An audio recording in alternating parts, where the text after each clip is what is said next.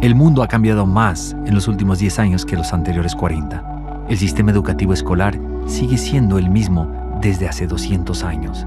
Es sorprendente, pero ese sistema fue creado para llevar gente a las fábricas. Pero hoy, en esta nueva economía, no está funcionando. En el mundo, son millones de jóvenes los que sufren por lo que sucede detrás de las rejas y los altos muros de los colegios y universidades. Y es por esto que decidí investigar junto a mi equipo de antropólogos, psicólogos y neurocientíficos al sistema educativo. Entre ellos, los que dicen ser los mejores y muchos de ellos son los peores. Para así determinar si el sistema educativo actual beneficia o más bien afecta el desarrollo humano de esta época. Vale, ¿y a ti te gusta el colegio? No. ¿No? ¿Por qué? Porque es que hay veces la comida es muy mala y los profes muy regañones. Y para mí casi que ninguno me aguanta. El único que me ama es el profe de educación física porque me gusta mucho el deporte y corro rápido, entonces soy el que mejor le cae bien. El sistema educativo se montó con la revolución industrial y seguimos exactamente igual. Es decir, se enseñaba a la gente para que trabajara en fábricas. Era el sistema educativo. Las fábricas y los coles se montaron al mismo tiempo. Y lo que se pretendía es que la gente no pensara o que pensara lo menos posible. Y sobre todo que no se equivocara. Porque el error estaba castigado en una fábrica. El sistema educativo es un gran entramado de poder que va preparando e indoctrinando para el día de mañana a los futuros ciudadanos y que va aclimatándoles a lo que después van a tener que soportar habiendo desensibilizado esos efectos. Por ejemplo, el soportar el hostigamiento, la burla, la exclusión, el mecanismo de chivo expiatorio. Y muchas veces los niños en el sistema educativo lo que aprenden es que el mundo es una selva donde funciona el sálvese quien pueda. Esto prepara a un futuro ciudadano indiferente respecto a las injusticias sociales y que tampoco va a reclamar para sí la solidaridad de los demás. Por tanto, prepara a un individuo mucho más maleable, más manipulable y más aislado y con la sensación de que nadie está ahí fuera para crear una red de solidaridad conmigo. Creo que todavía los sistemas educativos están en el modelo arcaico antiguo de hace siglos atrás, cuando la competencia era memorizar, aprender a leer y escribir, o sea, las inteligencias más lingüísticas y racionales. La tecnología va aumentando, el mundo va cambiando rápido. El sistema educativo de Colombia se ha quedado estancado en el mismo de hace 40, 50 años. Los cambios han sido mínimos. Ha habido, por parte de algunos gobernantes, un gran énfasis hacia la inversión en construcción de infraestructura física, que es importante. Pero si se construye el coco, la infraestructura, pero no se cambia el sistema desde adentro, seguiremos igual. Las competencias en liderazgo, las competencias en economía naranja, las competencias en ciencia, tecnología e innovación han sido totalmente relegadas del sistema educativo. Yo pienso que la educación en el Uruguay y en el mundo está en crisis, como tantas otras cosas.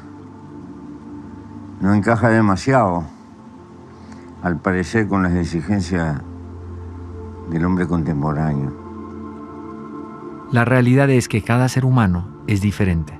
Entonces, ¿por qué los gobiernos quieren utilizar un sistema para educar a todos de la misma manera? Insatisfecho con los resultados, nos seguimos por varios países para constatar si es que uno o todos los gobiernos están cometiendo el mismo crimen. La manera que te califican aquí es el ser, el soy, hacer, decidir y saber. Ya no es por lo menos el que te evalúan si sabes, sino el cómo eres. Y si estás mal tú. No estás mal lo que has aprendido, lo que haces, estás mal tú. Siempre tuvimos el tema de la integración sensorial con los compañeros, ¿no? Porque es muy sensible a los sonidos o a las texturas y hay cosas que lo irritan mucho y la profesora nunca entendió por dónde iba la cosa. Falta de preparación y conocimientos del sistema educativo me ponen barreras, y no solo a mí, a muchas personas con discapacidad, porque vuelvo y te repito, el desconocimiento hace que nos hace más difícil la vida educativa a las personas con discapacidad. Este es uno de los casos que nosotros tenemos de indisciplina dentro del colegio, pero este chico nos ha sorprendido mucho con la capacidad que tiene y eso nos demuestra a nosotros que si le abrimos los espacios a nuestros jóvenes, los espacios necesarios, ellos pueden demostrar sus grandes capacidades. Cuéntales un poco de las cosas que has hecho este año. Bueno, este año yo y un grupo de compañeros hicimos lo que es un robot controlado a través de Bluetooth por una aplicación que creamos y programamos también el robot para que pueda hacer las rutinas que hace. Pero realmente para mí el sistema educativo en Colombia fue digamos que ir y nadar contra la corriente toda la vida. ¿Dónde falla el sistema educativo en Colombia? Yo creo que en la estandarización, es que todos los seres humanos somos distintos y el sistema no solo falla ya en Colombia, sino que es que yo creo que todo el planeta viene evolucionando y lo único que no evoluciona es el sistema educativo. Hice en particular años de matemática y nunca logré entender un ejercicio. Y yo veía que no podía hacer los mismos avances que mis compañeros. Y bueno, y como que siempre era la típica excusa de no le gusta estudiar, es floja, no quiere. Y bueno, yo me la creí toda mi vida, digamos, del tema de que no, sin matemáticas no se podía. Como que el colegio me hizo creer de que yo sin saber matemáticas, sin entender los ejercicios, no iba a poder ser alguien en la vida. No es que sea tan indisciplinado, sino que me aburro rápido de las cosas, digamos. Sí. Me aburro. Y lastimosamente aquí en el colegio nosotros no tenemos los espacios adecuados para brindarle a él la educación que él necesita, porque él debería tener ahorita una educación a nivel técnica. Yo sufría las horas del colegio porque tenía que estar sentado escuchando algo que sabía, pero que no me motivaba, nunca me motivó. Me pasé todo el colegio castigado, me pasé todo el colegio, me reñían en el colegio porque era intranquilo, porque no me sentaba. Llegaron a atarme a la silla, o sea, una profesora llegó a atarme a la silla para que estuviera en la silla cuando no estaba castigado. Llegaba a mi casa y mi madre me reñía porque era un niño indisciplinado. I think sometimes the educational system doesn't work for everyone is because we're trying to make one system work for every individual, and every individual is different. Yo no soy una persona creativa cuando lo dices como yo, es que todos somos creativos y el sistema educativo nos mata a todos la creatividad. Entonces, cada uno tiene unas pasiones que el sistema educativo mata y mata esa posibilidad y esa confianza de ser creativo, pero yo creo que todos los seres humanos somos creativos. One of the principles in Finnish education that it is both personalized and at the same time it is collaborative. So you get some individual support to support that type of learning that the child needs, and at the same time you are promoting cooperation inside the classroom. That is actually something that I've noticed that in many countries you make children to compete against each other, and again that's very harmful when it comes to education. Mi experiencia en el colegio fue muy poco grata. Realmente las docentes, las personas que trabajaban allí su herramienta pedagógica era el terror, era el miedo, era una apología más que todo al pensamiento racional y no a la creatividad, a explotar tus capacidades y tus potencialidades. Cualquier niño que no te ponga la atención enseguida, lo que te está demostrando es que la metodología que tú estás usando no es la adecuada. Por tanto, una de las cosas que habría que trabajar es la especialización hacia una línea u otra.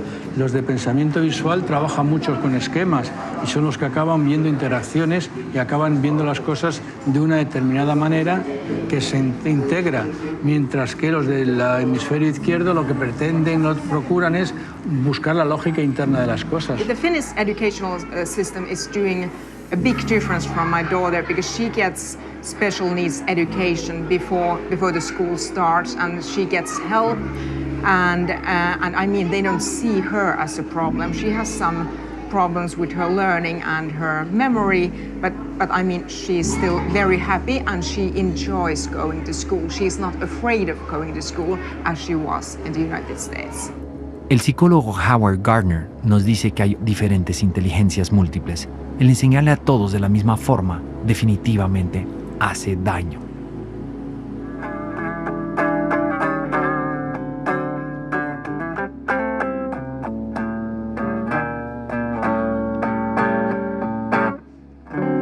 Muy buena, David. Cuéntame, David, ¿y cómo te sientes tú como artista dentro del sistema educativo? Es un poco abrumador, realmente es un poco abrumador porque siempre me toca justificarme por mí mismo. No O sea, no, acá hay como ese interés en uno, esa ayuda, sino que uno simplemente tiene que salir adelante por sus propios medios. ¿El sistema educativo entiende y conversa con los artistas? No, el sistema educativo creo, pues a mi parecer, creo que solo se interesa en la parte de la inteligencia matemática. En un principio, cuando tú eres joven, eres pequeño, piensas que el problema lo tienes tú, porque todo el mundo te dice que eres diferente, que eres un fracasado, que no has aprobado la asignatura, que no vas con tus amigos, que no haces lo que tienes que hacer, y tú te sientes diferente. Con el paso del tiempo te das cuenta de que evidentemente has sido diferente y gracias a eso te has distanciado un poco del rebaño, por así decirlo. Vale, entonces eres una oveja negra, por así decirlo, te han tratado como una oveja negra en vez de haberte tratado como una vaca púrpura en España. Ese es el problema que hemos tenido. Yo creo que este problema es generalizado.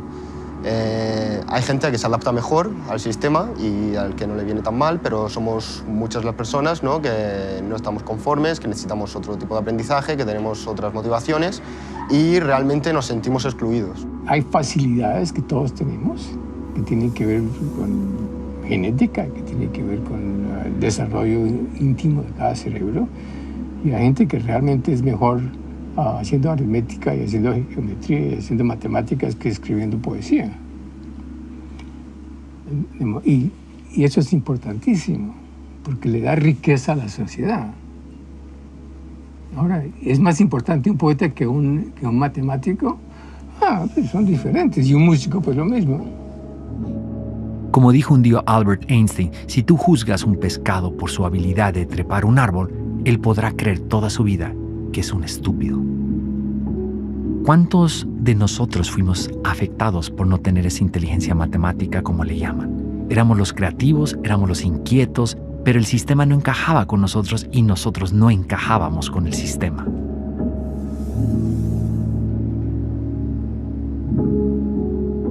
En casi todos los países, una gran parte de los maestros son consecuencia de un fracaso profesional. Es por esto que hay tantos maestros teóricos y muy pocos prácticos. Sin embargo, ellos son los que más posibilidades tienen en lograr una mejora inmediata dentro del sistema. Después de haber entrevistado a varios de ellos en los diferentes países, me doy cuenta que la mayoría de los maestros no son felices. ¿Tus profesores son muy serios? ¿Son muy alejados de ustedes o son buenos amigos de ustedes? No, muy alejados. ¿Sí? ¿Les tienes confianza a tus profesores? No. Oscilo entre la culpa, digamos, entre no haber hecho lo suficiente y el orgullo de haber hecho algunas cosas bien. Pues, por ejemplo, mi caracterización del profesor universitario era anfibio cultural, fósil viviente, partera del futuro. Obviamente esa consigna no me la aprobó nunca mi equipo, pero además era tan de malas que decía fósil viviente y levantaba la vista y ahí mismo le caía sobre un fósil viviente. ¿Qué desmotiva profundamente a los docentes, a los maestros bolivianos? Yo creo primero la falta de reconocimiento de su rol en la sociedad, y eso repercute o se ve en un salario mínimo, en un salario que es insuficiente para poder trabajar. Por ejemplo, un director de un instituto tecnológico gana $500. $500 cuando el salario y tiene que trabajar 8 horas al día. Y no puede trabajar en otra cosa. Hacen unos trabajos más maravillosos, más importantes para un ser humano y son los que peor ganan. Pero sí es cierto que muchas personas hacen exactamente lo que les piden que hagan. Y los que se rebelan contra el sistema habitualmente son o apartados o incluso expulsados, porque evidentemente molestan. Yo creo que están todos frustrados, o en la mayoría de los casos frustrados, porque no pueden dar su mejor versión. Se tienen que ceñir al guión que les han puesto para que hagan exactamente lo que esperan de ellos. Por lo tanto, yo creo que la frustración es tan grande en los alumnos como en los docentes. Los docentes en general poco entusiasmados por razones sociales, culturales y porque han dejado de ser el ícono de la excelencia en una sociedad. Hace 100 años ser docente era ser alguien importante en el pueblo o en la ciudad. Hoy no necesariamente es así. Al perder esa autoridad, creo que han perdido un poquito de incentivo de mejorar, de innovar, de hacer cosas nuevas con los jóvenes. Sin embargo, siguen siendo lo más importante que una sociedad se puede brindar a sí misma. El lugar donde les cedemos, les damos prestados a nuestros hijos para que se hagan ciudadanos. Y eso es indelegable. Los docentes están como todo docente, como toda persona, en la zona esta de confort que se habla tanto, que no quiere cambiar. pero está preocupado porque no le va bien, se aburre. Yo siempre digo que ganan mal, en general, en la mayor parte de los lugares, pero antes se alimentaban de la energía de los alumnos y ahora los alumnos están apagados. Entonces es un sufrimiento, hay faltas, no tienen ganas de ir a trabajar, y además de no estar cuidados ni por los padres ni por los directivos, ¿no? Como que el docente está solo y encima le estás pidiendo que cambie y que aplique cosas y solo, porque salvo muy pocos países lo valoran. En Colombia, afortunadamente, los que toman la carrera de la docencia son generalmente personas que no pueden ingresar a otras carreras y eso hace que sea difícil y los malos estudiantes en muchas ocasiones terminan siendo los nuevos maestros. El sistema educativo está hecho para tener profesores mal pagos, con problemas de motivación muy serios, con niveles de estrés altísimos. Y todos sabemos ya que existen unas neuronas espejo, que nosotros transmitimos nuestro estado a los pequeños. Y ahí empezamos a tener problemas impactantes. La educación se convertía en un problema, no en una opción. Y eso es importante. La educación ya no es un privilegio, es un derecho. Y ahí se vuelve mucho más crítico todo el sistema, incluso los mismos profesores, porque a ellos les imponen todavía ofrecer una educación impuesta con unos parámetros en donde su libertad se ve cohibida, en donde ellos en realidad no son personas felices. Ellos mismos se meten en un sistema que los envejece, los desactualiza y los desconecta del infante. Y pues, como todos lo sabemos, cualquier tarea se vuelve difícil si nosotros no tenemos una conexión emocional con lo que hacemos. Nosotros somos todos un sistema. Entonces tenemos que, primero que reconocer la importancia increíble que tienen los maestros. Porque a veces los maestros los maltratan, creo que son maestros de escuela. Los maestros de escuela es mucho más importante que maestros en la escuela de medicina. Es decir, tiene mucha más importancia el entender los pasos del pensamiento que una profesión da. Entonces, a los maestros no se les trata bien. Segundo, los maestros tampoco lo hacen bien. Y lo hacen bien porque ellos creen que ellos son los dueños del conocimiento. Y creo que un buen profesor que se gane el corazón de los muchachos es un valor imperecedero. Lo que puede dejar sembrado un buen profesor en generaciones de muchachos es un capital inconmensurable. Pero lo que puede destrozar un mal profesor también. Hoy en día creo que es una profesión muy desprestigiada la de los profesores. Creo que ya no es lo mismo como cuando hace algunos años atrás, cuando el profesor era la máxima autoridad, ¿no? Lastimosamente ahora somos culpables de muchas cosas, ¿no? Si el alumno es mal alumno, es culpa nuestra. Si el alumno se vuelve un pandillero, un maleante, es culpa nuestra, ¿no? Entonces, lo que no se dan cuenta en la sociedad es que nuestro trabajo es tan delicado que nosotros construimos. Yo siempre digo esto, ¿no? Nosotros como docentes construimos vida. Los arquitectos pueden hacer edificios, los zapateros zapatos, pero nosotros como docentes armamos, construimos, creamos vida, creamos personas que mañana van a estar dentro de una sociedad. Entonces, creo que las personas no se dan cuenta la magnitud tan grande de la cual es nuestra labor profesional, ¿no? Como docentes. Do they make good money? No, not at all. They are just paid middle. It's not, the money is not the motivation. It is actually, it's so much about the a very autonomous academic profession. Teacher profession, it's quite valued. People trust us teachers. And we are, if I may say, we are highly educated. All the teachers, they have at least master's degree in their subject area, and they also have studied a lot of education. And also I'd like to say that we teachers, we have a lot of freedom. Can you teach how you feel to? Yeah, definitely I can. I really can. You're totally autonomous. Yeah, I would say that. Of course, we have some common goals by the administration, school administration, but we really can decide whether to have tests or not.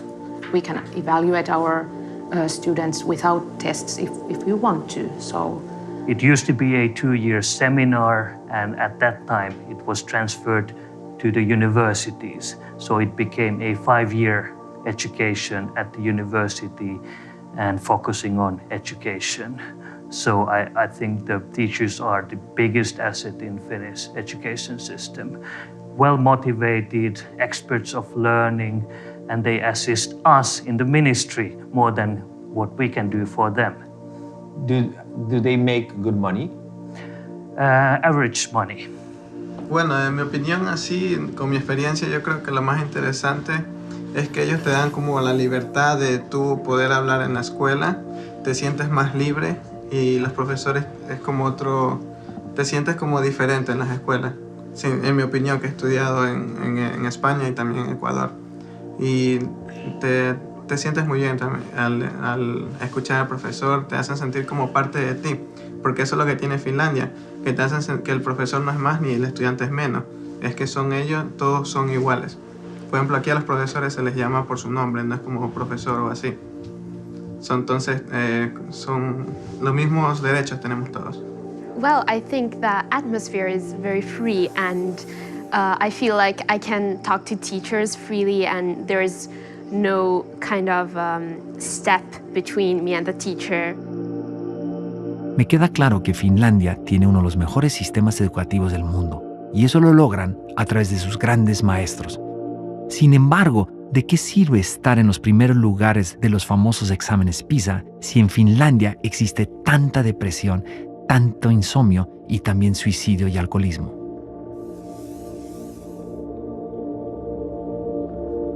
Los conflictos entre los padres y los maestros cada vez son más severos. Los padres exigen una educación diferente para sus hijos. Sin embargo, los maestros también tienen su razón y les dicen, esas cosas debes enseñarlas tú en tu casa.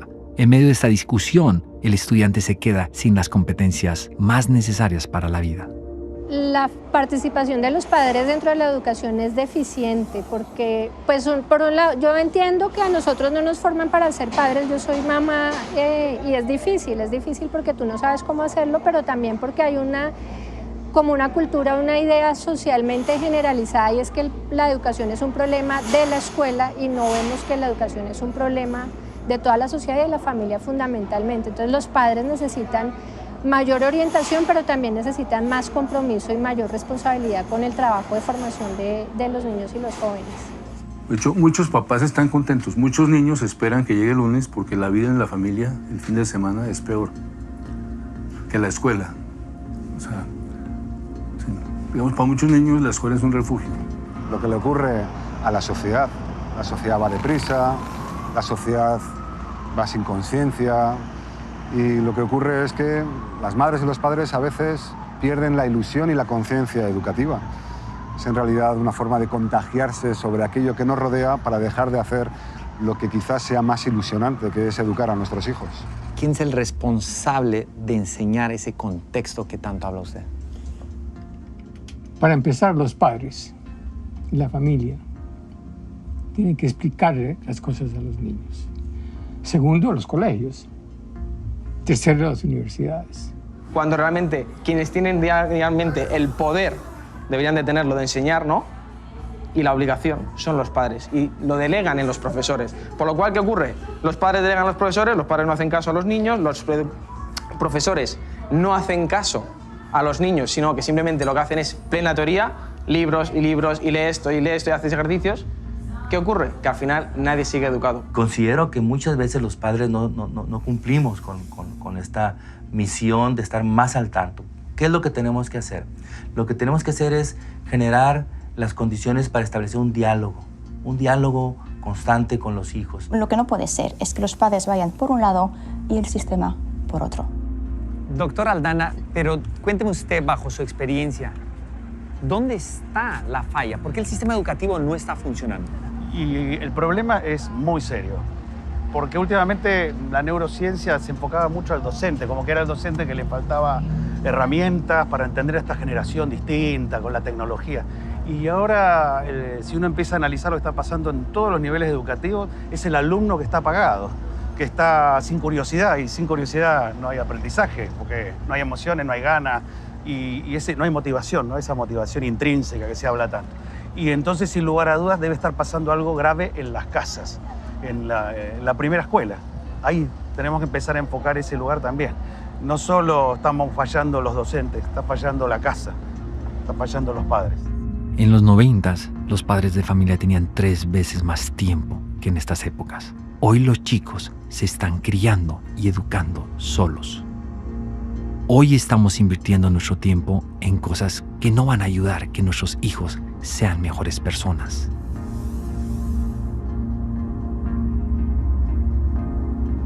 Buscar la respuesta y la ciencia con respecto a las tareas era nuestra misión en esta ocasión.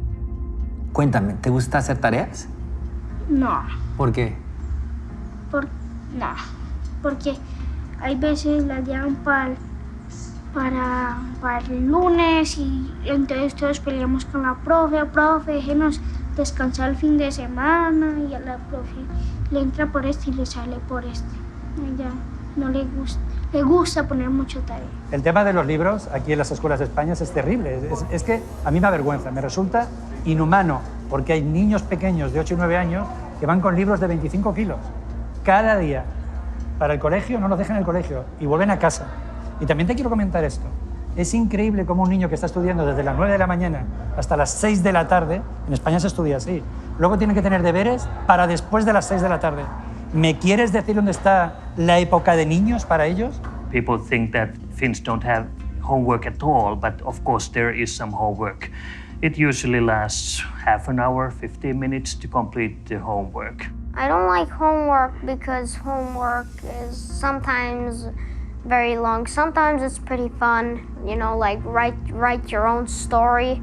Es curioso, pero mientras los padres de familia piden más y más tareas para sus hijos, ellos solo están enfocados en sus grandes ocupaciones y en el hacer dinero. Los niños son una esponja cuando se trata de aprendizaje, pero tienen que aprender de acuerdo a sus habilidades y su pasión. Pero aún así, tienen todo el derecho de disfrutar su niñez.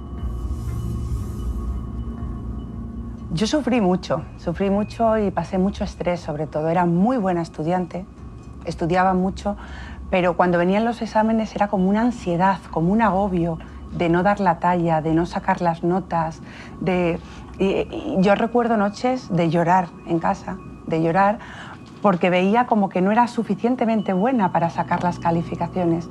Y lo que peor llevaba era eso, el esperar las notas, el que yo valiera lo que valía una nota. ¿Cómo se sentía a esa edad ser la mejor estudiante del salón? Se sentía muy mal, porque al momento de dar los exámenes, todos me pinchaban en la espalda, auxilio, auxilio, y tú tenías que ser la mala, como que solamente eras tú la que sabías.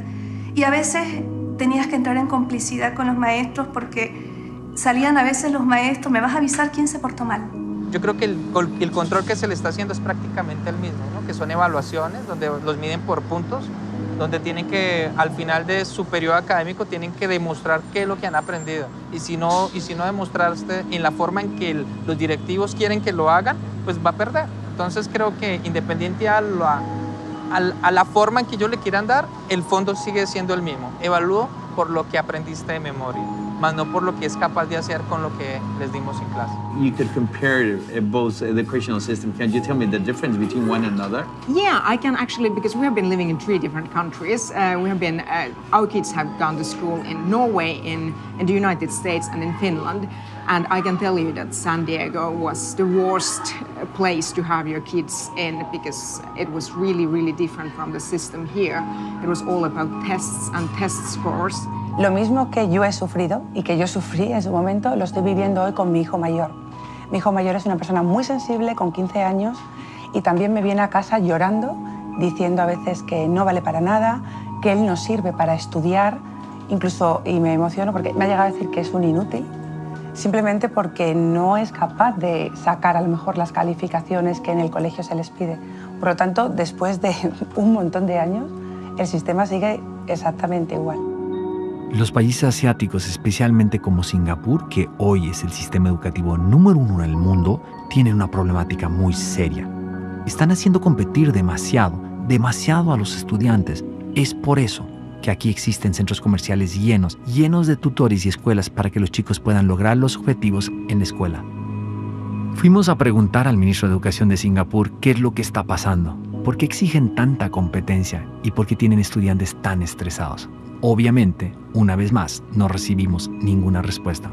Y lo curioso es que los maestros de Singapur tienen absolutamente prohibido hacer declaraciones sin permiso del ministerio. Hemos visto que las calificaciones, los exámenes estresan profundamente a los niños. ¿Cómo afecta el estrés en el cerebro al proceso de aprendizaje? Gravísimo, porque el estrés genera ansiedad y la ansiedad impide pensar. Yo creo que están mal, sobre todo para los niños y los adolescentes, porque les estás enseñando que equivocarse está mal y equivocarse no está mal. No intentarlo está mal, porque para mí hay fracaso y hay derrota, y una derrota ya es un triunfo, un fracaso es nunca haberlo intentado. Mira, es tan delicado porque cuando se evalúa a todos los estudiantes de la misma manera y con unas evaluaciones profundamente difíciles, porque los maestros desafortunadamente creen, ¿sí?, que la calidad de su trabajo pues se puede medir por el fracaso de sus estudiantes en las evaluaciones. Vivimos en una sociedad tan rápida donde pareciera que esta educación bulímica, la que hay que dar mucho contenido y el alumno asume mucho contenido y luego lo dicen los exámenes y las notas, todo esto va en contra de lo que realmente ocurre en el aprendizaje. Yo era un niño absolutamente aficionado, adicto a las calificaciones. Obviamente entendía que ahí no estaba todo, pero si yo perdía una materia, duraba enormemente. Y tener la calificación más alta era una fuente impresionante de motivación. Pero ese modelo es gravísimo porque por sacar a alguien adelante sacrifican 20 o 30 compañeritos. Y si tú no eres competitivo y pierdes un examen con los otros, es como una vergüenza. Es un desastre y se te viene el mundo abajo. Y perder un examen no es ningún suicidio ni nada por el estilo. La vida vale más que 200 exámenes y cosas por el estilo. Pero estupidizamos a la gente en ese sentido. It's very rare that a child repeats the school year. It does more harm than benefit for the child. In Finland, we don't first of all, we don't emphasize the role of the marks, of the numbers so much. Young kids have grades? Very young ones do not. So it starts gradually. It's more like giving some written feedback about the learning process. Está comprobado que los niños a los cuales no les ponen un número, un valor o una calificación son mucho más felices.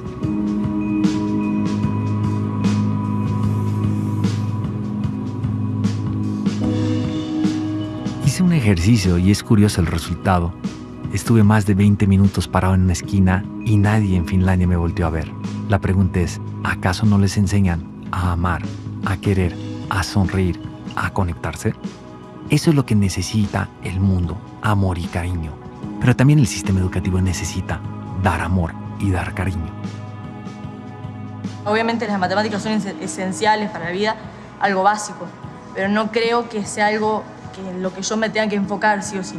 Por ejemplo, yo veo que en la pintura no necesito números. O para, no sé, para sacar una foto tampoco necesito números. A mí me hubiera ofrecido contenido de una manera más atractiva, yo me podría interesado de muchas cosas, porque yo al fin y al cabo, en el momento en el que dejaba el aula, era cuando realmente empezaba a estudiar, era cuando realmente empezaba a aprender, porque era cuando cogía mis conferencias, era cuando cogía mis libros, era cuando cogía lo que a mí me interesaba y era lo que me aportaba y con lo que crecía. Pero para mí la escuela fue una pérdida de tiempo y si ellos hubieran estado más cercanos, incluso yo llegué a sentirme inservible en ese sentido como persona, porque veía que era incapaz de aportar a la sociedad, porque veía que no tenía nada que aportar, porque no encajaba. El mundo está cambiando de una forma impresionante, Eduardo. No sé cómo ves tú el sistema educativo español. ¿Está realmente adecuado para estos cambios radicales que existen en el mundo? Sin duda no, porque los resultados están ahí. Demuestran que la gente está insatisfecha, que no tiene buenos resultados y sobre todo lo más importante, que la gente no es feliz. Que están siendo programados de forma deliberada para ser autómatas que trabajen de forma fácil, sencilla y sin molestar demasiado. Hoy en día queremos gente creativa, queremos gente que piense, queremos gente que cree empresas o que cambie el mundo.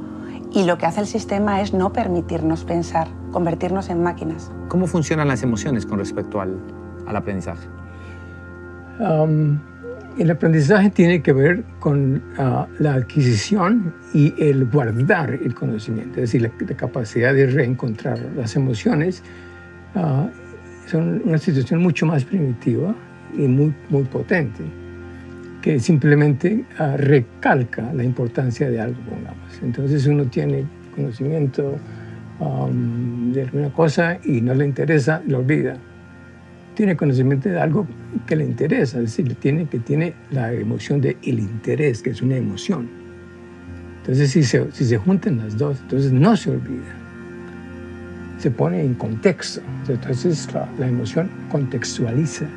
No nos enseñan a gestionar las emociones, no nos enseñan a superar el fracaso, a ser líderes, a ser emprendedores, a tener éxito, a buscarlo, a trabajar en equipo. No sabemos cómo gestionar eso. El problema es que en los colegios no se está educando en sintonía con el cerebro. Educar en sintonía con el cerebro significa que primero está el ser, y después está el saber, y después está el tener. Realmente yo creo que hace falta que la gente tenga esa parte de inteligencia emocional que el doctor Goleman despertó en el mundo y que hace que la gente entienda que es más importante tu coeficiente de inteligencia emocional que tu coeficiente de inteligencia. ¿Dónde crees que está el talón de Aquiles del sistema educativo? Creo que ahí, en el excesivo acento en lo cognitivo, en el haber olvidado que educar es dejar que salga lo de dentro, el verdadero ser de un ser humano. La inteligencia artificial implica un cambio de paradigma, que es que la educación es preparar a la gente para entenderse mejor por dentro, ser más imaginativos, utilizar su creatividad, su espontaneidad, su resiliencia, flexibilidad. A nada de esas cosas a mí me enseñaron en la escuela y hoy yo lo veo que tampoco enseñan ni siquiera a los niños que se están formando hoy. Las emociones están siendo algo tan importante en el aprendizaje. Sabemos muy bien que si no hay emociones positivas, no hay ganas de aprender, no hay motivación, no hay ganas de tener continuidad en el estudio, al contrario, hay frustración. Yo creo que desde la elemental, yo creo que desde la escuela primaria ya debe de haber una clase que sea, qué sé yo, nutrición 101. ¿Qué te estás tomando o qué estás tomando cuando eres pequeño?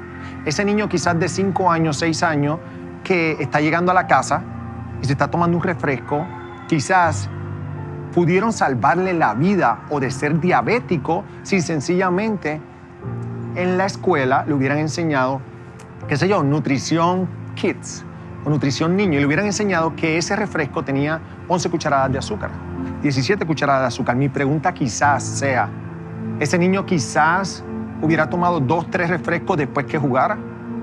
O sea, los mismos niños se hubieran educado para que en un futuro no fueran enfermos. ¿Cómo vamos a trabajar en grupo si no tenemos las competencias blandas? Esta es la idea.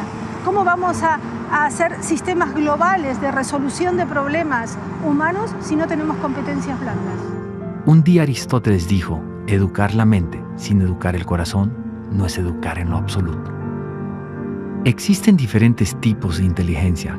Cada persona tiene sus propias habilidades, pero hay algo que nos conecta más allá de las matemáticas, el ser de cada persona.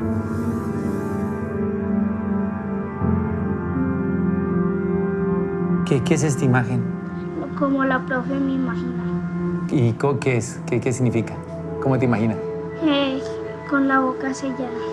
Un tema que es el TDAH, por ejemplo, es un tema muy cuestionado desde los años 90, donde decíamos que los niños muy hiperactivos, que siempre estaban inquietos, que siempre estaban preguntando, que estaban en otra cosa, en otra historia, mientras el profesor enseñaba, pues bueno, seamos honestos, eso también fue una moda diagnóstica de toda esa población. El 90% seguramente no tenía un diagnóstico realmente de problemas químicos y desequilibrios, sino que le estorbaba al orden que la academia estaba exigiendo. Y bien delicado este tema, porque si te das cuenta, llamaban a los papás y nos decían, tu hijo es hiperactivo con déficit atencional, necesita un medicamento. Y te dejaban a ti la decisión, ¿medicas a tu hijo? Y tú decías, bueno, sí, medico. Ok, pero también tendrás que sentir tú cuándo es la hora de desmedicar. ¿Qué pasa? Una de la mejor manera de deshacerse del problema académico de los niños hiperactivos, de los niños preguntones y de los niños inquietos. Hoy esto está en una reevaluación muy importante porque vemos nosotros que el niño curioso es el que realmente llega lejos. Porque, como te decía, cuando el cerebro se cuestiona, identifica una necesidad de una respuesta. Y el cerebro está hecho biológicamente para aprender. Tenés maestras que están diagnosticando. Entonces, eso acrecenta el estrés y la fatiga en los padres porque ellos mismos te dan un diagnóstico. Su hijo tiene déficit de atención, su hijo tiene hiperactividad, su hijo tiene Asperger. ¿Me entendés? Entonces, ¿qué es lo que pasa? El papá va a internet, busca qué es lo que significa, se escandaliza, se horroriza y no hay la ayuda correcta y concreta. En realidad, ¿qué es lo que tendría que hacer? El sistema educativo, el colegio, privado o público, tiene que enviar a este niño a un psicopedagogo. El psicopedagogo hace el análisis correspondiente y tiene que derivar en los especialistas que corresponden. De hecho, nuestro hijo mayor, uno de los mayores, en total reunimos 6, somos una gran familia, pues él estuvo también diagnosticado con trastorno por déficit de atención y estuvo tomando durante aproximadamente un año al menos una medicación, aquí se llama Concerta, y cuando tenía aproximadamente 14 años el chico empezó a sentirse mal y cuando hablábamos con él nos llegó a confesar que no sabía qué hacer, no sabía cómo continuar adelante y que tenía incluso ideas de suicidio, que se quería quitar de en medio, etc. Entonces, claro, pues imaginaros, ¿no? A nosotros nos alarmó muchísimo aquello. Rápidamente dejó de tomar cualquier tipo de cosa y de medicación y de ahí ya nosotros tenemos ese antecedente porque además yo conocía que eso podía ser un efecto secundario de la medicación, con lo cual dejamos rápidamente esto y no queremos que con nuestro hijo pequeño eso vuelva a suceder, con lo cual hemos tenido que sacar también, no lo sacamos, perdona, lo echaron, nos lo expulsaron de ese colegio, ¿eh?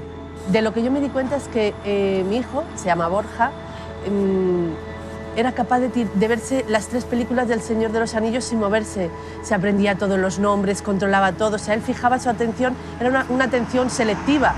Ahora, cuando era algo impuesto, el niño se rebelaba totalmente y cualquier cosa le podía dispersar. Entonces no tenía ese problema de atención que a mí me querían vender. Yo fui medicado para tener mejor aprendizaje. Es más, yo solicité la medicación durante una temporada en la que veía que no paraba de repetir y era incapaz de concentrarme en la biblioteca. Pasaba los días en la biblioteca, forzado porque era lo que tenía que hacer, pero detestaba ponerme delante del libro y estudiar.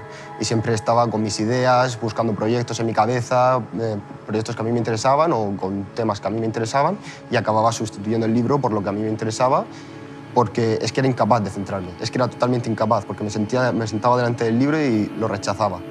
Aunque yo dedicaba el tiempo, y basaba el tiempo, y entonces yo llegué a un punto en el que dije, bueno, pues a lo mejor es que tengo déficit de atención o algo, voy a solicitar estas pastillas por lo menos para tener el título y poder avanzar en mi educación, porque estoy estancado. Y es que no me queda otra, es o termino esta educación y continúo con esto, o directamente me voy a acabar debajo de un puente. No tengo otra salida, voy a acabar con trabajo basura y esto va a ser mi vida y no puede ser. Y eso al final acabó llevándome a una depresión, eso junto a otras cosas acabó desbordando en una depresión que realmente fue lo que me hizo dejar la escuela.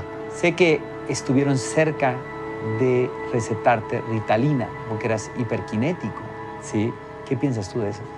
Yo creo que la mayor bendición de mi vida son mis padres. Mi mamá apenas le dijeron eso, se paró en la raya y en los colegios donde estuve nunca aceptó eso. Ellos lo que hacían conmigo era que me patrocinaban un montón de actividades extracurriculares como para que yo botara esa energía. Entonces yo hice todos los deportes que tú te imagines. Si yo al mes ya no quería hacer karate sino kung fu, me pasaban. Si al otro día quería montar en bicicleta o karts o motos o tirarme en paracaídas o en parapente, ellos estaban todos esos días patrocinándome como todas esas cosas que me despertaban la creatividad y quemaban la adrenalina de una forma natural. Nuestro hijo tenía demasiada competitividad y que no era sano, que no era normal. Claro, a mí me revelaba eso, porque digo, ¿cómo es eso un problema en un chico que lo que quiere es mostrar su energía, expresarse en el mundo, actuar, interactuar? Y eso no se podrá canalizar de una manera adecuada. So many students on Ritalin and Adderall and all these ADD drugs because a lot of times school is boring and they're only being measured, their value as a student is only measured on standardized tests. When we, at our school, we engage students through hands-on projects. And so when we engage students and they're actively involved as opposed to being a passive learner, when students are actively involved in their education, they don't need those medications as much as traditional schools. Yo pienso que la Ritalina se da cuando el maestro no está utilizando una buena metodología para que ese estudiante aprenda. TDAH desaparece en la medida en que el niño que medita está lo que tiene que estar en el momento y en el instante, y a partir de ahí está plenamente atento. Mi percepción es que si fuéramos una sociedad sana, estos datos deberían ser la primera plana de cualquier periódico todos los días del año. Estamos diagnosticando y medicando a cientos de miles de niños por todo el país, simplemente porque el sistema educativo no es capaz de adaptarse a la diversidad en el aprendizaje, y eso es algo que como sociedad estoy seguro que nos vamos a recriminar dentro de 30, 40, 50 años. La cantidad de niños que toman medicación sin necesitarla, medicación psicofarmacológica, anfetaminas, que no necesitan y que va a tener graves consecuencias para su desarrollo en el futuro. Sabemos que como mucho el 4% de los niños puede tener TDA, aunque creemos que probablemente será el 2%. Y sin embargo, 1 de cada 10 niños, es decir, el 10% de los niños españoles va a tomar medicación para el TDA o TDAH a lo largo de su vida escolar. En realidad, en cada etapa evolutiva la atención varía. Un niño que tiene 9 años, por ejemplo, solo tendrá 11 minutos de atención continuada. Un poco aleatoriamente sería la edad del niño sumarle 2.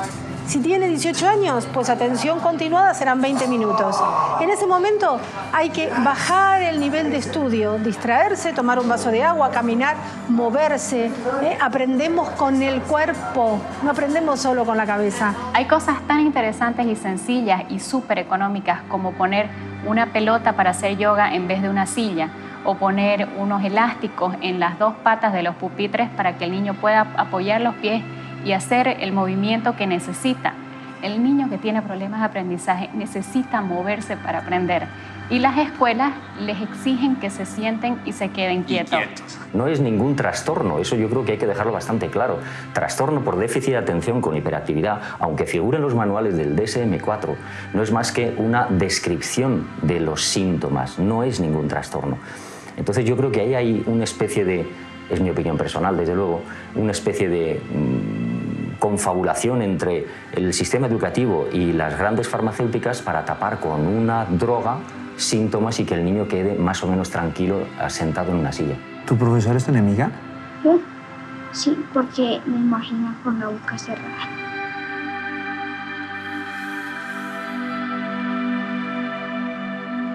Me gustaría que en el colegio, digamos, tengan áreas así de ciencias, que tengamos laboratorios así donde podamos desarrollar así cosas de que algunos estudiantes tienen así una genialidad espectacular para que puedan desarrollar cosas en el colegio, pero lastimosamente no lo tenemos.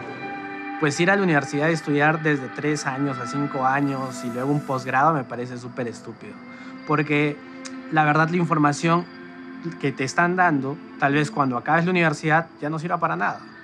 Y no te están enseñando lo que realmente necesitas saber, que es saber dónde buscar la información útil y aplicarla rápidamente con ciertas estrategias para que esto te funcione. Entonces terminas la universidad, no sabes nada, porque todo lo que te enseñaron ya pasó. Yo creo que se sienten obligados a tener buenos resultados porque al final se les mide por la nota o por la calificación que consigan, pero no motivados para seguir aprendiendo. Creo que realmente el sistema no les permite que tengan ilusión por formarse, simplemente hacerlo porque es lo que esperan de ellos. Es como una especie de deuda que tienen con su familia o con el resto de personas para que sean aceptados o sean reconocidos de alguna forma. Kids really don't care how much you know.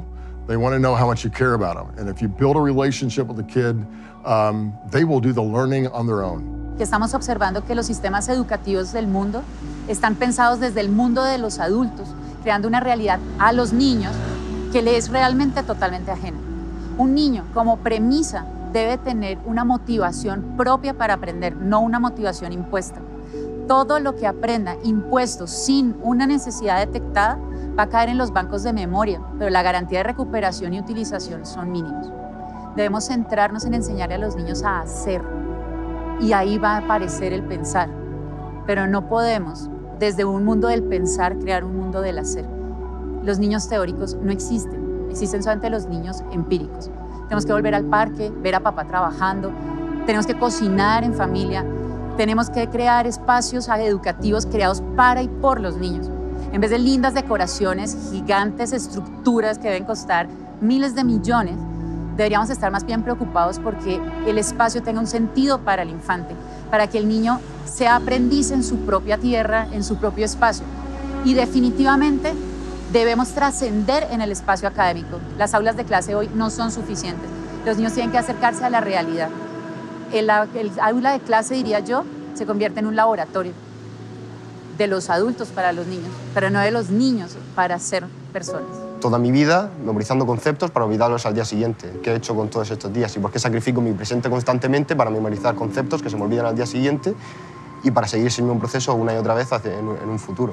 Yo todo aquello que aprendo y no lo puedo aplicar a la realidad, no lo estoy aprendiendo, no lo estoy enviando a la memoria a largo plazo.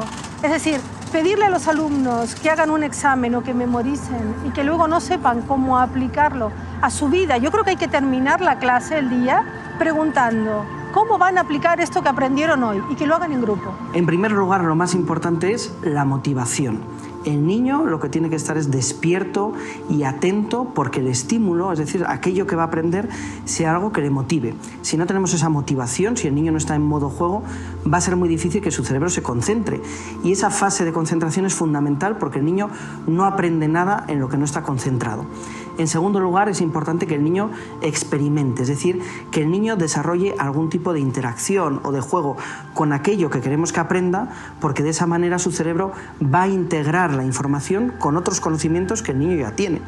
Y por último, es muy importante ayudar al niño a recordar, es decir, que una vez que haya hecho ese experimento, que una vez que su cerebro haya aprendido, podemos enseñar al niño a recuperar esa información teniendo una conversación con él, demostrando a sus compañeros qué es lo que hizo y explicándolo, porque eso es la manera natural en la que el cerebro aprende y recuerda. Yo creo que lo que falla es la didáctica con la que se enseña.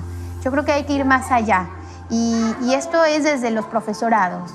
Hay que acompañar a los docentes, hay que acompañarlos para que ellos verdaderamente piensen en didácticas diferentes y acompañen a los chicos. Porque esto es un método realmente, pero un profesor que es didácticamente accesible puede darles miles de formas para aprender a un niño. Entonces yo creo que realmente lo que falla es eso, la didáctica. Sin embargo, somos seres humanos que tenemos una responsabilidad. La de educar a un ser integral. No solo transmitir información. ¿Qué es esto de educar entonces? Educar es mostrarle caminos al discente, al alumno, para ser mejor persona. Educar es mostrarle al otro, es enseñarle a ser feliz. Eso es hablar de emociones. A veces nos alejamos y miramos el tema de lo afectivo y de lo emocional como un tabú y entonces nos circunscribimos a operaciones y fórmulas matemáticas, a teorías sobre la mente y el funcionamiento cognitivo o a procesos de ingeniería. Y en muchas de las ocasiones nos preguntamos, bueno, ¿y a quién estoy enseñando? Si tan solo reflexionásemos en esa pregunta, ¿a quién estoy enseñando? No qué estoy enseñando. Esa sola pregunta me lleva a la persona del otro. Me lleva al ser, a la existencia del otro. Desde mi punto de vista es muy importante poner en contexto, tanto motor como emocional, el conocimiento. Si no, se olvida.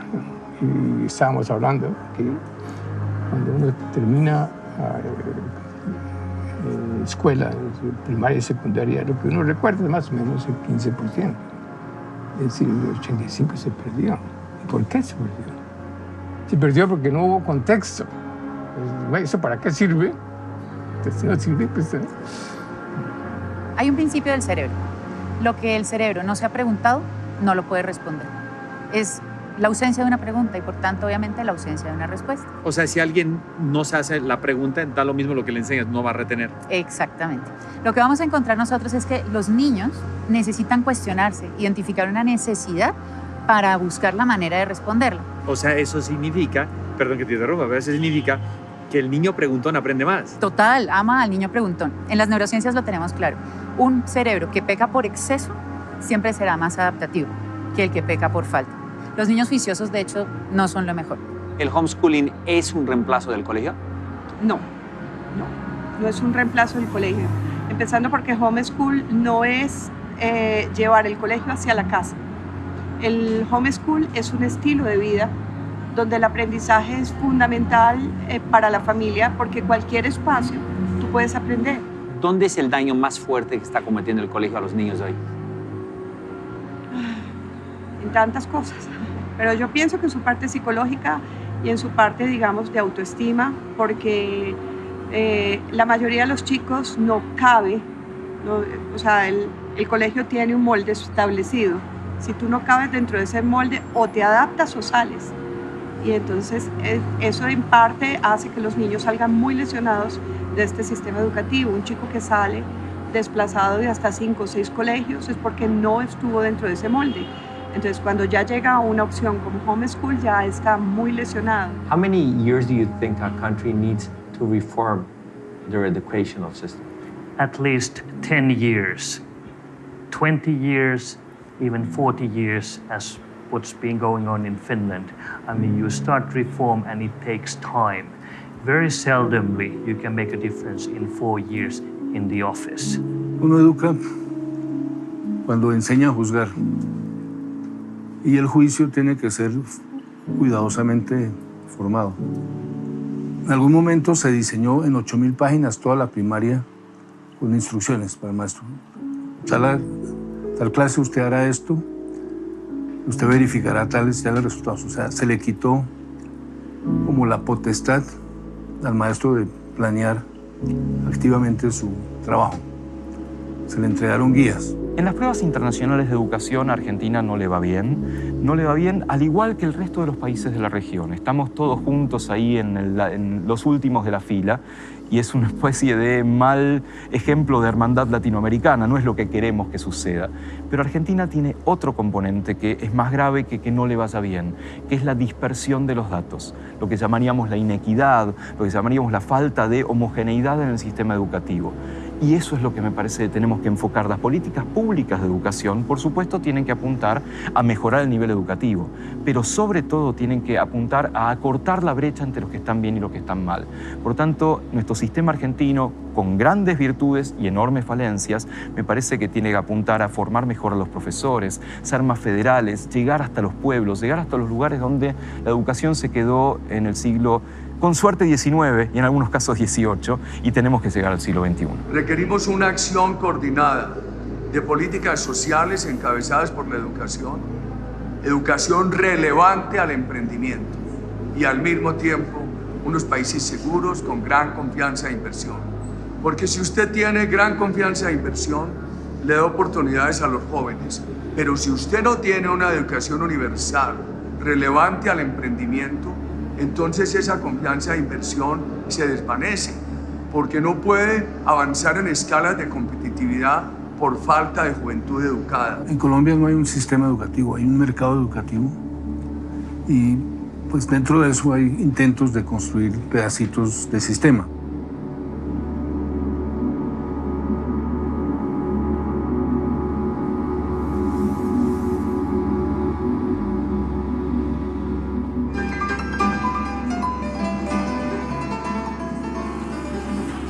¿Cómo no llegar a uno de los países con el mejor sistema educativo del mundo? Corea del Sur, un país donde los chicos compiten y se matan, técnicamente se matan, por lograr entrar a las famosas universidades del grupo SKY. Padres de familia, estudiantes, sistema educativo, todos luchando por lograr la famosa universidad. ¿Acaso realmente ir a la universidad te puede hacer feliz? Un país donde el 50% de los estudiantes tienen pensamientos suicidas podrán ser una potencia. Un país que se transformó en 30 años solamente gracias a que la gente está estudiada y trabaja muy duro. Pero la gente no se ve feliz, la gente no se siente feliz. ¿Acaso la vida es estudiar, estudiar y estudiar? ¿De qué sirve graduarse de la mejor universidad de Seúl si después no sabes relacionarte con tus amigos, con tu familia, con tu sociedad y no sabes utilizar tu inteligencia emocional y social?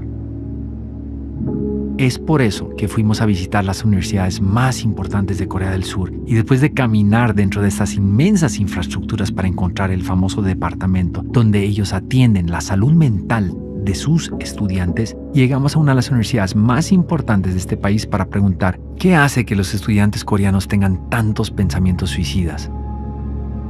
Durante un par de horas estuvimos esperando para encontrar las respuestas y una vez más no pasó nada. Las explicaciones, las excusas, las justificaciones para no responder nuestras preguntas parecieran que fueran muy comunes dentro del sistema educativo. Nadie quiere dar la cara a este problema social tan importante. 이 비유를 들자면은 융통성 없는 군대, 융통성 어떤 소통이 안 되는 군대 같은 느낌. 그러면 군대에서는 자기가 원하는 것만, 그냥 자기가 지시하는 것만 얘기하고 우리는 그걸 받아들여야 하는 입장이고, 그다음에 어떤 자기의 생각을 Después de viajar a tantos países y ver tantas cosas buenas y demasiadas malas, una de las cosas más impresionantes de esta investigación fue llegar al Centro de Terapia contra el Suicidio para Estudiantes Surcoreanos. Entrar a esta infraestructura y ver 40 ataúdes uno tras otro y darte cuenta que existen estas terapias para que los chicos descubran, sientan y se arrepientan de sus pensamientos suicidas te hace entender el tamaño del problema. ¿Acaso es tan importante ser aceptado en una de esas famosas universidades del grupo Sky? A este nivel ha llegado este país, el número 1 según los exámenes PISA dentro de los sistemas educativos del mundo.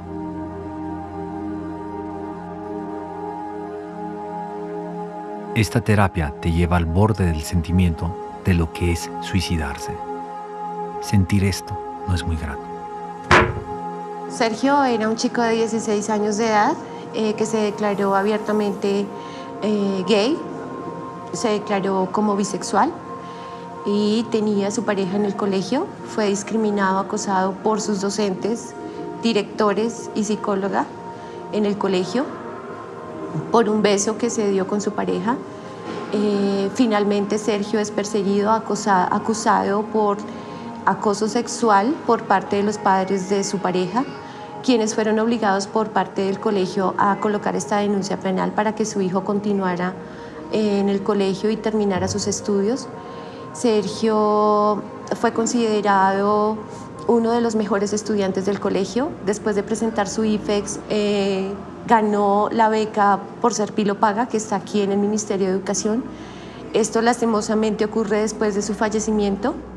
Escuchar el relato de esta madre, de este estudiante que se suicidó, por todo lo que vivió dentro del sistema educativo, no fue nada fácil para mí.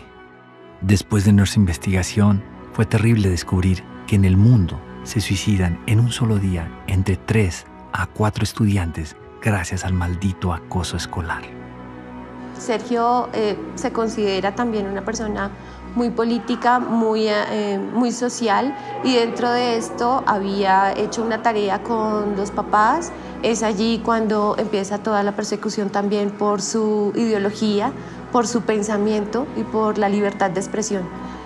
Siempre fue coartado para hablar, siempre me lo mandaban callar y pues creo que Sergio era y cometió este acto como un acto político. Así fue considerado por sus compañeros estudiantes, por sus compañeros de la ULE, y creo que socialmente ha sido considerado, porque creo que lamentablemente tienen que suceder cosas como estas y la decisión que él toma ha sido trascendental, porque las personas creo que han sido un poquito más conscientes en los colegios, los docentes y los directivos, de no tomar represalias ni discriminar a nuestros niños y niñas en los colegios.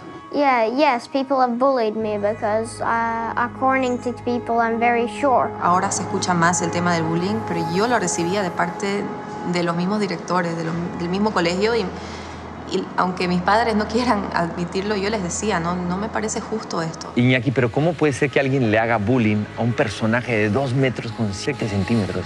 Ahora es poco recomendable. Ahora además ya aprendí a defenderme. En aquella época no, hace muchos años que me pasó. Tenía 11 años, siempre he destacado por la estatura. Con 11 años, 12 ya tenía 1,82 m, con 14 medía 1,98 m, con 15 pasaba los 2 metros. Y lo que me pasaba era que la gente lo que veía era claro, con 1,82 m la gente te ve un cuerpo de una persona adulta, pero realmente eres un niño que actúas como lo que eres, pero la gente eso no lo ve. La primera que lo vio así fue mi profesora, la que era mi tutora ese año, que ya tenía la idea de que era retrasado mental. Me llevó al psicólogo del colegio sin consentimiento ni conocimiento de mis padres. El diagnóstico de este buen profesional también, y lo de bueno entre comillas, fue exactamente el mismo. Y como tal, como ella pensaba que por mi cuerpo, envergadura y complexión podía hacer daño a alguien, me tuvo todo el año sin recreo, sin ¿Te quitó el recreo? Sí. ¿Y te dejaban en el salón, en el recreo? Me dejaron en el salón, no, me dejaron en clase. No podía salir del aula. ¿Y por qué no podía salir del aula? Porque ella pensaba que podía hacer daño a alguien. Luego, aparte, hubo otro chaval que me puso el mote de Jacobo cuanto más a tomar bobo. Este chaval, pues la gracia coló. Al final, la profesora, cuando pasaba lista en clase, en vez de llamarme Iñaki, me llamaba Jacobo. Ella te decía Jacobo, ¿por tu apodo? Por mi apodo. Y ya las risas eran continuas. Y luego, aparte, había un grupo de chavales mayores que eran los que me perseguían, me pegaban, tiraban los libros, eran los que me estaban ahí machacando todo el santo día. Hasta el punto de que pues un día me dieron una paliza, me reventaron la cabeza a patadas. De hecho, bueno, pues aquí, permíteme un segundito. ¿Ves? Está roto, los labios por dentro. Tengo machacados de las patadas que me pegaron aquel día. Y previamente a esto tuve un intento de suicidio. Me fui a un acantilado, yo vivo aquí al norte de España, en la costa, y me fui al acantilado y estuve a punto de tirarme. Lo que pasa que aquel día es un punto de inflexión muy marcado en mi vida, porque lo que pudo ser el final de mi vida fue el principio, porque me hice un juramento de que a partir de ese día nunca más nadie me iba a pisar. Alejo, ¿cómo te fue a ti en el colegio?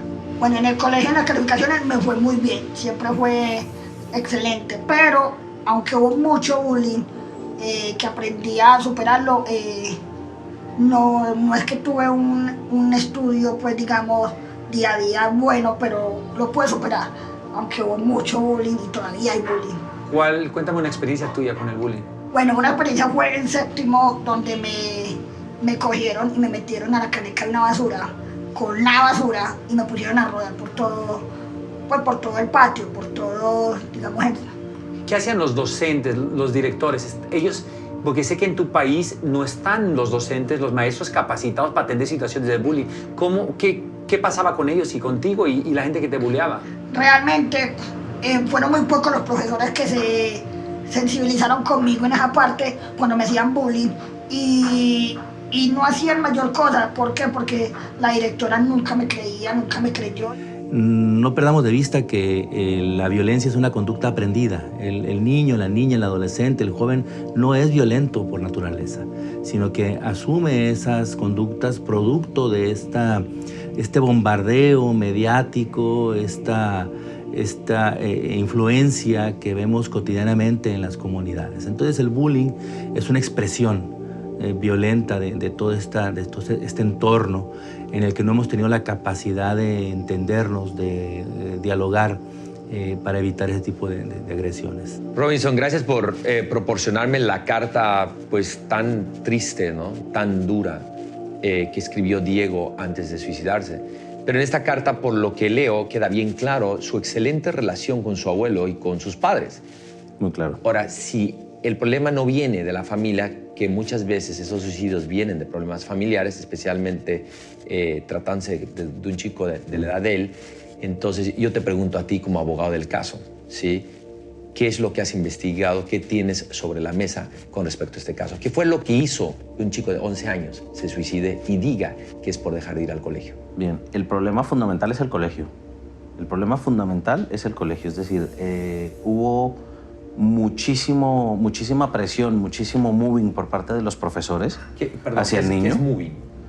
Pues fundamentalmente es cuando se ejerce una presión indebida sobre una persona, bien sea en el ámbito laboral o bien en el ámbito social o personal. Y se ejerce una presión que te fuerza a ti a hacer cosas que tú no quieres o con las que tú no te sientes cómodo. En este caso concreto ha quedado perfectamente claro, y además por otros casos previos que han ocurrido también en ese colegio, que este no es el único caso, que la reacción de los profesores, la forma de los profesores de tratar a los menores y demás, tuvo muchísimo que ver con con toda esta historia. Y luego está el segundo elemento, que es el tema del bullying de los compañeros. Entonces la mezcla de ambos fue lo que llevó a Diego al final a suicidarse, porque claro, él veía que no encontraba apoyo ni en sus profesores, ni absolutamente en nadie. El bullying es como lo mismo que pasaba antes con la violencia de género con las mujeres.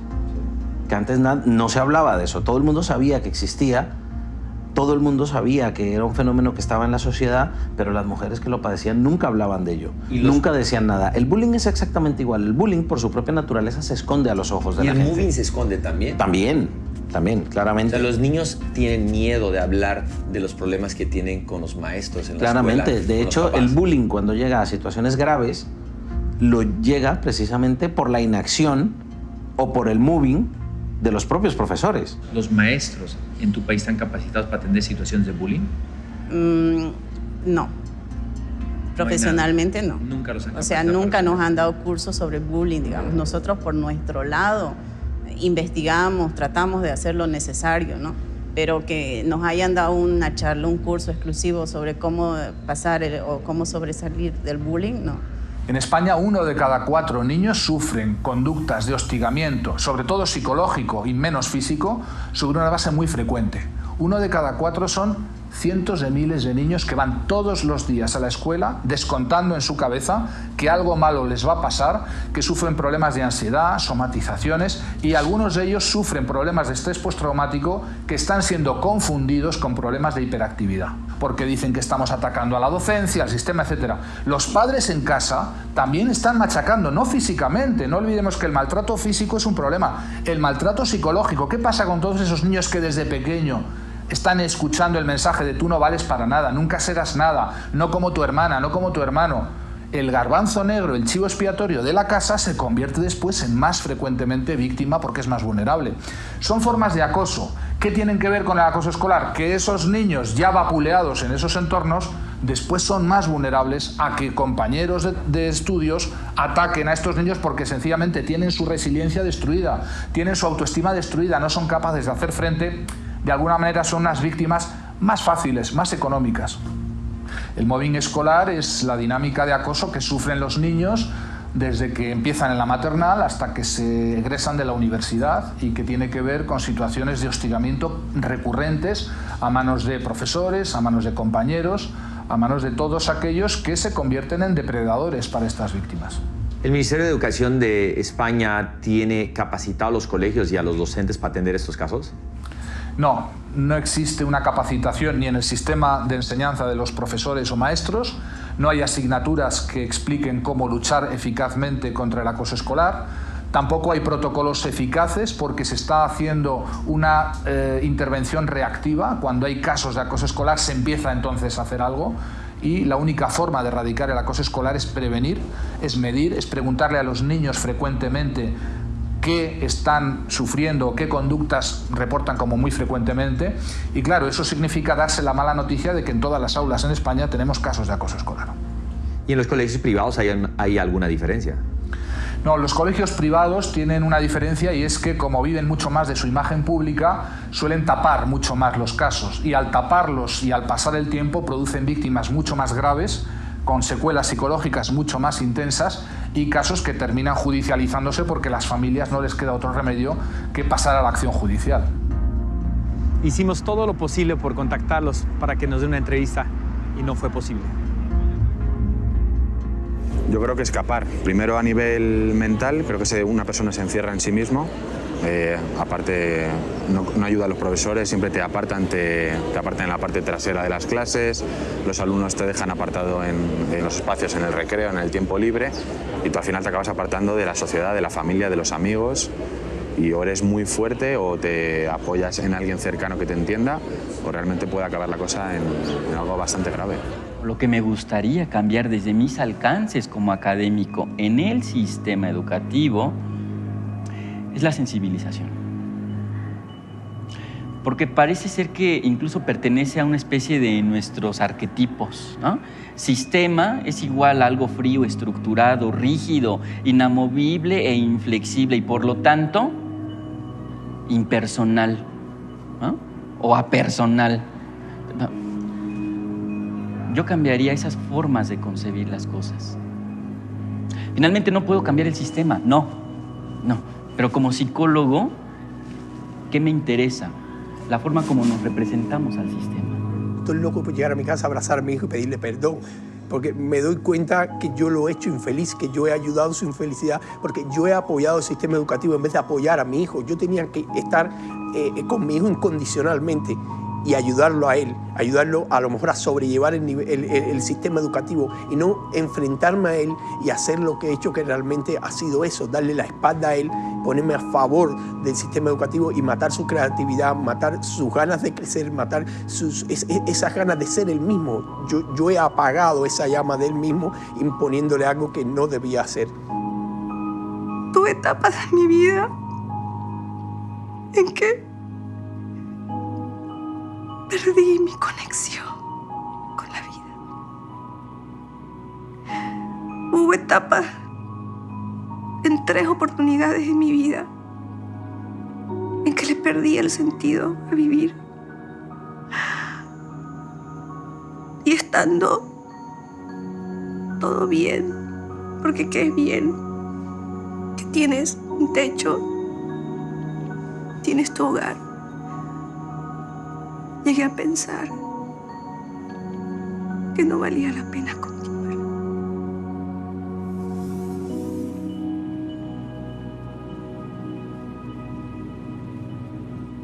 Tres a 4 suicidios por acoso y presión escolar al día. La posibilidad de crédito y fondos para que los colombianos estudien son fundamentales. Sin embargo, usted está en una institución en su país, Colombia, que se llama ICETEC, que hoy tiene una cartera vencida de los créditos estudiantiles de casi el 25%. Cobran 17% de intereses anuales y además, lo más sorprendente es que cobran intereses sobre intereses. Yo quisiera preguntarle a usted, senador, qué está pasando y por qué no se ha podido cambiar este fenómeno. Bueno, en primer lugar, digamos que el hecho de que la educación pública superior no sea gratuita en Colombia ha llevado a que las familias tengan que acudir a los créditos educativos. Y entonces hay una institución que se llama ICETEX, que es pública, que ofrece créditos educativos en unas condiciones que indudablemente no son las mejores para las familias colombianas. Por eso hemos presentado un proyecto de ley para prohibir ese cobro de intereses sobre intereses y llamar la atención de los colombianos en la lucha por conquistar lo fundamental para que este sea un derecho real de los colombianos, educación gratuita en el nivel superior. El ICETEC le presta a estos chicos y le pone condiciones para estudiar la carrera que ellos quieren financiar, no la que quieren los muchachos. Y ahí le están truncando su vida profesional. ¿Qué dice el presidente del cambio? ¿Hace cuánto se metió ese cambio? ¿Se está solicitando ese cambio? ¿En qué estamos? Bueno, hace 16 años se comenzó a cobrar intereses sobre intereses y hoy el resultado es catastrófico. Es decir, frente a que no existe la garantía de la gratuidad de la educación, se ha tomado entonces al crédito para poder acceder a una mercancía, porque esa es la situación complicada, que el gobierno y el Estado colombiano considera que la educación no es un derecho, sino una mercancía por la cual hay que pagar. ¿Qué pasa ahí? Que el ICETEX comienza a cobrarles de una vez. Dicen que dan un año de gracia, pero mentira, no dan ningún año de gracia, sino de una vez le están cobrando los intereses. Y esta deuda se cuadruplica, generándole un problema social a la familia. Por supuesto que se genera corrupción en torno a esto, porque hay una nube de abogados que se vuelven cobradores de los créditos, familias empobrecidas que no tienen cómo pagar el crédito y terminan hipotecando, entregando sus inmuebles, su apartamento, en fin, y sobre esto se ha generado una gran corrupción. Cuando no puede recuperar su cartera, va y se la vende a otra entidad del Estado que se llama CISA. Aquí tengo el documento de soporte. ¿Qué se está demostrando ahí? Que CISA se la vende a una empresa negocios estratégicos y esa empresa de negocios estratégicos triplica la deuda de los estudiantes colombianos. En el mundo, los estudiantes y sus familias ya no pueden pagar sus deudas escolares. Esto está afectando a demasiada gente y nadie está haciendo nada al respecto. ¿Dónde está la corrupción? ¿Dónde está el negocio? ¿Dónde está el negocio de la educación para los gobiernos y los políticos en Latinoamérica, no solamente en Bolivia? Yo creo que en el manejo de los ítems. El manejo de los ítems, de los docentes, por lo menos en Bolivia. Ahí se da la mayor corrupción, tenemos docentes puestos a dedo sin mayor calificación, directores más que todo puestos a dedo, que tienen que estar con una afiliación política al partido oficialista, y así se maneja a través de los sindicatos, de las federaciones y las confederaciones. Pues simplemente el gobierno mexicano quiere arrebatarle al pueblo el derecho a la educación pública, quiere privatizar las escuelas, entregárselas al capital privado, para lo cual parece ser necesario el despojar de sus derechos laborales a los trabajadores. O sea, tú me estás diciendo que él quiere, ¿sí?, cambiar el sistema educativo para luego venderlo a inversionistas, empresarios que les interesa ese sector. La privatización de la escuela pasa por su desmantelamiento. El examen, cuando nos están diciendo es, el 80% viene preguntas acerca de los artículos de la reforma y el otro 20% viene la cuestión teórica. Lo interesante es que cuando a ti te convocan, no te dicen en qué materia vas a ser evaluado. Se supone que somos por rúbrica, nos manejamos por rúbrica con la reforma educativa, y a nosotros no se nos dio ni siquiera una rúbrica. Mi pregunta, yo te devolvería la pregunta, ese 80% que es en los artículos de la reforma, ¿en qué me ayuda a mí a ser un mejor docente? ¿Tú tomaste ese examen?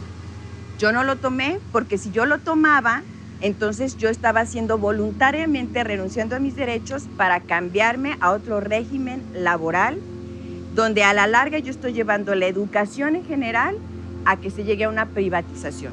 Pues la reforma educativa está privilegiando una relación laboral individual. Es decir, el gobierno tiene una relación contigo como trabajador individual al margen de todo sindicato, de todo contrato colectivo o de toda negociación de tipo colectivo. O sea, aquí estamos hablando fundamentalmente de desaparecer los derechos laborales conquistados a lo largo de décadas con luchas muy sangrientas, como la que vivimos ahora. El gobierno está diciendo que los maestros no permiten las reformas, ¿sí?, y que no quieren ser capacitados y evaluados. Y el gobierno dice que por eso está teniendo la pelea con el sindicato. ¿Qué tan cierto es eso, no? Eso es mentira. En el caso muy claro del ejemplo de nosotros como maestros de bachillerato del estado de Jalisco, los profesores a los que el gobierno despidió injustamente eran los mejores maestros del colegio de bachilleres, los más capacitados, con el perfil más alto, además de los más comprometidos con ¿No los corrieron por hacer revueltas y políticas? Los corrieron por negarse a someterse a una evaluación que en realidad es una trampa laboral.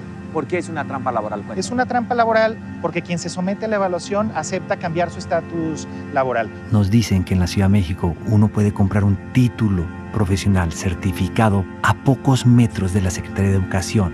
Fuimos a ver si esto era cierto. Ya te digo, me das dinero, fotos, nombre, carrera, firma, y ya posteriormente ya yo te digo, te entrego los papeles y te digo para cuándo va a estar, tú puedes checar en internet. ¿Cuánto vale el título registrado para el que aparece en la SEP? Para así el mejor precio. 75,000 pesos. El que no está registrado te lo dejo en 10,000 pesos. ¿Y cuánto necesitas de anticipo para arrancar? La mitad. Este es otro. ¿Y ese dónde? Pero tú, o sea, yo te doy la mitad y después te me desapareces. O sea, ¿cuál es la seguridad? ¿Dónde está el puesto? Ya te doy mi número todo. Conmigo estás tratando con un falsificador, digamos. Yo me dedico a esto. Yo no me dedico a otra cosa. México lindo y querido, no solo tienes un problema muy serio de educación, sino una corrupción que está acabando con todo. Es imposible solucionar el problema de la corrupción en un país si no se soluciona primero el problema del sistema educativo. La única forma de corregir un problema de corrupción es dándole mejor educación a su pueblo. Sé que has tenido muchas sobremesas con políticos y que conoces a muchos políticos. Yo quisiera preguntarte a ti, que eres una persona cercana a ellos, ¿qué hace que ellos prometan tanto cambios educativos y no se den? Bueno, yo creo que el gran problema de los políticos hoy en Colombia es que ellos vienen de un sistema tradicional donde se premia la corrupción. No cambiar el sistema educativo, dejarlo como está, es dejar todas las cosas como están. Colombia está en un punto, digamos, de mediocridad escolar. Si el sistema educativo no se cambia, usted está condenando a una persona de 12 años, de 15 años, a que se quede en la mediocridad. Usted lo está condenando al no cambiar el fondo de las cosas, a que no pueda avanzar socialmente. Claro que esto es un crimen social. ¿Por qué los candidatos prometen cambios educativos y al final no lo hacen? ¿Acaso no les conviene hacerlos? Pues creo que va en dos sentidos. Uno, hay muchos de esos malos gobernantes que prefieren no tener un pueblo educado. Un pueblo educado en unas transformaciones sociales, en una revolución tal vez la más grande, creemos que en ese sentido muchos de esos malos gobernantes prefieren simplemente quedarse en el status quo y al contrario, prefieren de alguna manera deteriorar la educación. Simplemente pueden ser ampliando la cobertura, diciendo que están mejorando algunos índices, pero no apostándole a temas como la calidad. Realmente el político es alguien muy pragmático. Lo único que le interesa es jalar votos.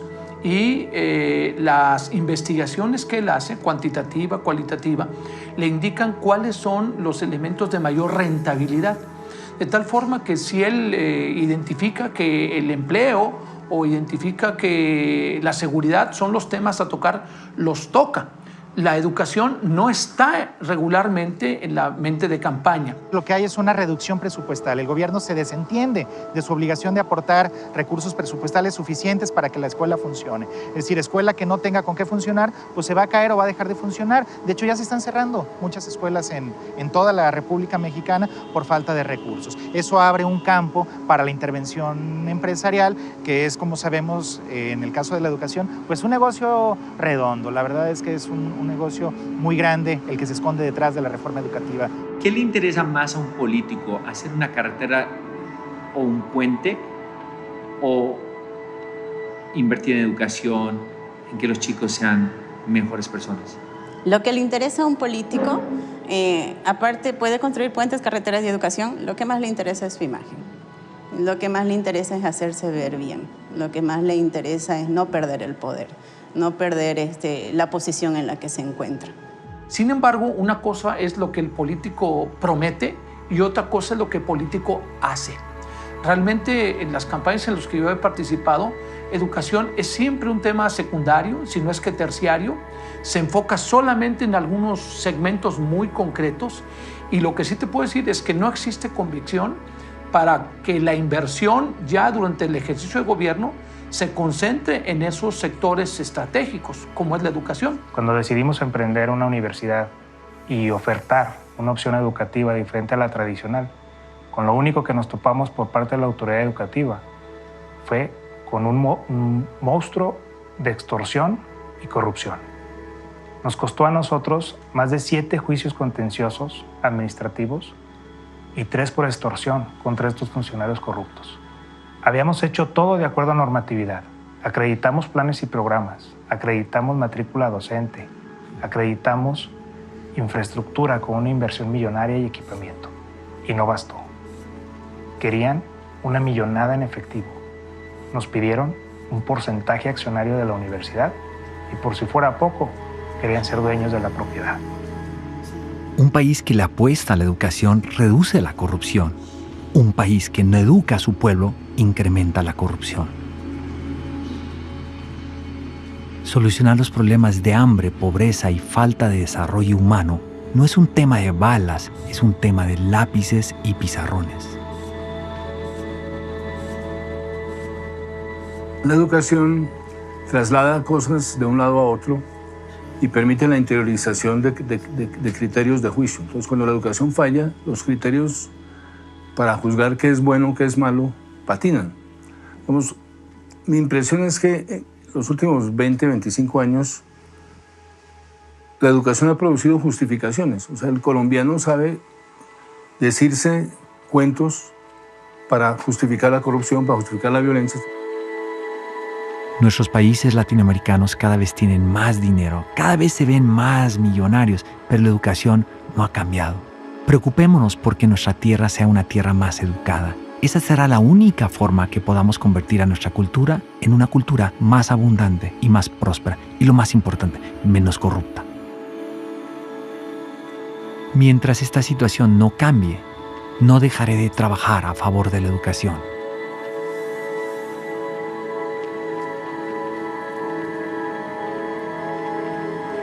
Fuimos muy, pero muy lejos a buscar las respuestas y soluciones para el gran problema que tenemos en el sistema educativo a nivel mundial. Un problema que conforme pase el tiempo y mientras siga el mismo sistema educativo seguiremos afectando a nuestros hijos y otras generaciones, por qué no pensar que hasta nuestros nietos. Qué tristeza que teniendo la solución encima de la mesa no hagamos nada al respecto. Mientras el sistema educativo, que lo somos todos, no nos hagamos responsables y exijamos ese cambio a nuestros gobiernos, seguiremos cometiendo un crimen llamado educación. Paquidérmico. ¿Malo? Obsoleto. Arcaico. Analfabetismo emocional. Retos. Una basura. Cárcel. Atraso. Babel. Calabozo. Desprestigiado. Deprimente. Cerrado. Triste. Antiguo. Fracaso. Cognitivo. Lamentable. Autocomplaciente. Una ilusión. Caos. Es un crimen total.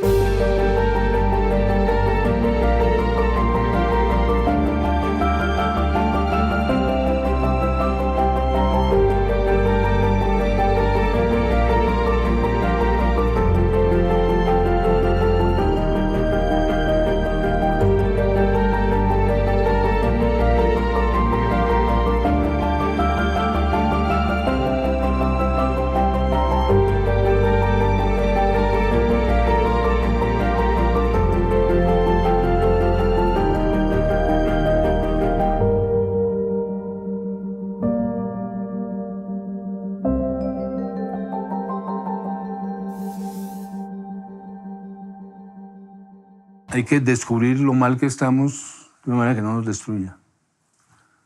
Hay que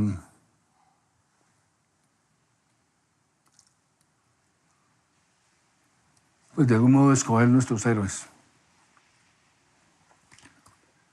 Hay un poema de Borges muy lindo, dice: ¿dónde están los héroes? Ya no los hay. Pero dice: tranquilos, ya pasará el tiempo y aparecerán los héroes.